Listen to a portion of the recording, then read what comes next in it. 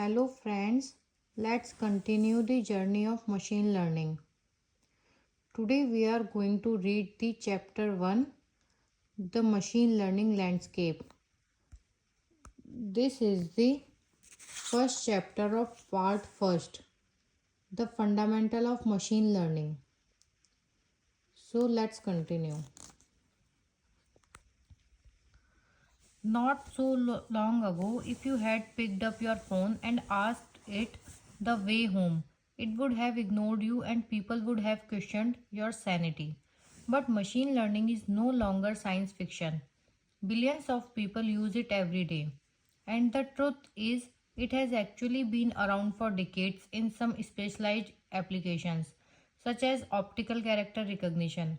The first ML application that really became mainstream, improving the lives of hundreds of millions of people, took over the world back in the 1990s.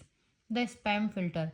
It's not exactly a self aware robot, but it does technically qualify as machine learning. It has actually learned so well that you seldom need to flag an email as spam anymore. It was followed by hundreds of ML applications that now quietly power hundreds of products and features that you use regularly. Voice prompts, automatic translation, image search, product recommendations, and many more. Where does machine learning start and where does it end? What exactly does it mean for a machine to learn something? If I download a copy of all Wikipedia articles, has my computer really learned something? Is it suddenly smarter?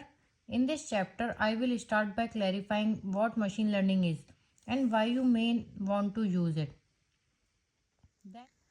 Then, before we set out to explore the machine learning continent, we will take a look at the map and learn about the main reasons and the most notable landmarks, supervised versus unsupervised learning, and their variants, online versus batch learning, instance based versus model based learning.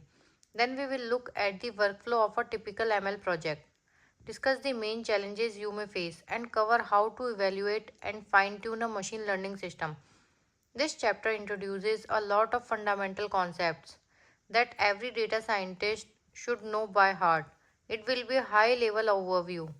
It's the only chapter without much code, all rather simple, but my goal is to ensure everything is a crystal clear to you. Before we continue on the rest of the book, so grab a coffee and let's get started. If you are already familiar with machine learning basics, you may want to skip directly to chapter 2. If you are not sure, try to answer all the questions listed at the end of the chapter before moving on. What is machine learning? Machine learning is the science and art of programming computers so they can learn from data. Here is a slightly more general definition. Machine learning is the field of study that gives computers the ability to learn without being explicitly programmed. By Arthur Samuel in 1959, and a more engineering oriented one. A computer program is said to learn from experience E with respect to some task T and some performance measure P. If its performance on T as measured by P improves with experience E. Tom Michel, 1997. Your spam filter is a machine learning program that give an example of spam emails flagged by users and examples of regular emails, non-spam, so also called ham, can learn to flag spam.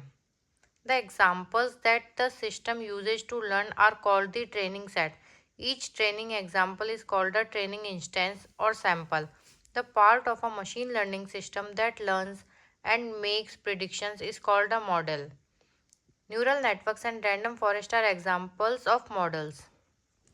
In this case, the task T is to flag spam for new emails. The experience E is the training data and the performance measure P needs to be defined. For example, you can use the ratio of correctly classified emails. This particular performance measure is called accuracy and it is often used in classification tasks. If you just download a copy of all Wikipedia articles, your computer has a lot more data, but it is not suddenly better at any task. This is not machine learning.